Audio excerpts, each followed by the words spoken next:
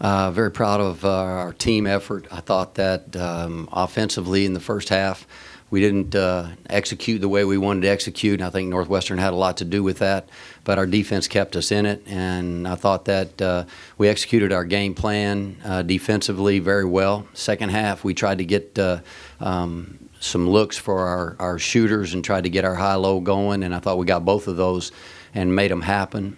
Made some big plays when you have to, but that's what March basketball is all about. You got to make plays to survive, and we blocked some shots, got some good help defense.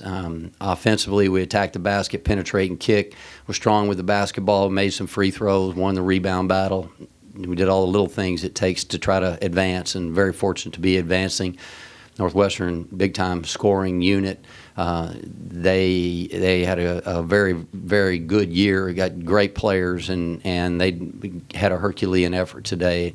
We're very fortunate to be moving on. Okay, thank you, Coach. Go ahead and open up questions. We've got a microphone there.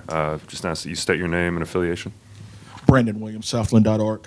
Coach, what adjustments did you make in the locker room at the half? You know, you guys struggled offensively in the first half, but what adjustments did you make in intermission? Well, we tried to simplify. Basically, we put it in the hands of our players, and I sat down.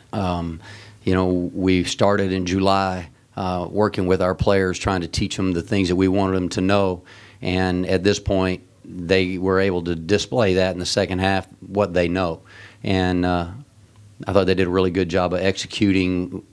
We ran one offense the entire second half, and they just went out and executed it. So I felt very, very happy for especially our older players who were trying so hard to make sure they got the job done. So I feel good for our team. Delisa, talk about the fact of how you're able to hold a tour to just 6 of 26 from the field this afternoon. Ask again. No, I was asking, talk about the ability of holding her to 6 of 26 from the field. We had a lot of help. So, like, when she got a screen, most of the time I would get, like, someone would help me, and then we would switch so we wouldn't have to guard her the entire time. So, yeah, we just kept a high hand on her and made sure we didn't foul so she didn't get that many points. Were you guys confident in your offense, even though the ball wasn't falling in for most of the first half? The first half, it was really hard to keep trying to shoot, knowing that your shot wasn't going in. But we had to flush it and just keep shooting, and eventually it went in. So.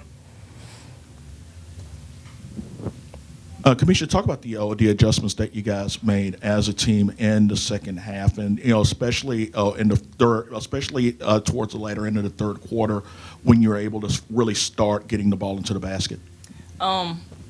Like Coach said, at halftime he told us go play, and I feel like when we're in practice and he tells us to go play, we have fun, and we've learned as a team to go out on the court and make that happen without worrying and just play basketball like we know how to play.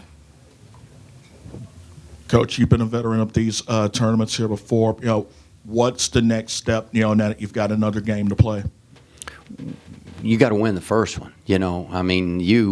We put every egg we brought to the tournament in the first game. We've always done that, and now we will go and try to get the game that's tomorrow. But not much we can do about that one. We don't have a lot of practice time. We don't have a lot of preparation. Honestly, we've been working on things that we thought could help us win this tournament since July. So we have to adjust to the opponent, and our players, I feel like, are very capable of making adjustments. We have huge tasks tomorrow. UNO can score, they defend, they're strong, athletic, they're well coached. We got our work cut out for us, but it's March and we get to play. For both Camesha and Alicia, just talk about how it feels now, knowing that you've got at least one more day here in Katy. I feel like it's really special to us to be able to play again because this is my freshman year, so I have never experienced this. But in the past, I heard they never made it past first round, so I'm proud to be like a part of this. Yeah, I feel the same way. My 4 years being here, we haven't made it past the first round, but it's really exciting, and it feels really good to know that I'm not going home, and this is not my last game, and that's what that's what I went into the game, thinking about, like, I don't want this to be my last one, so I play as hard as I can. Royce, Chris Mykowski with the Southland. The last time you saw New Orleans was in December, so long ago. This must feel like almost completely different ball club. What are the biggest ways your team has advanced since that game?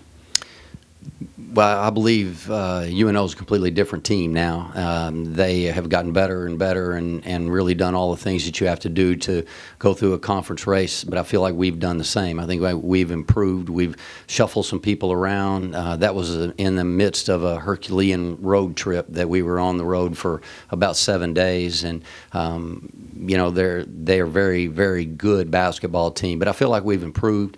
And I think in March, the margin between teams has an opportunity to dissipate a little bit, for the simple fact that everything, they know everything that we've done, we know everything that they've done, and it comes down, we got to make some plays tomorrow. They've got some prolific basketball players on that team, and we have some basketball players that we're very proud of, and we just put them out there, and we got to play team schemes tomorrow and get the job done.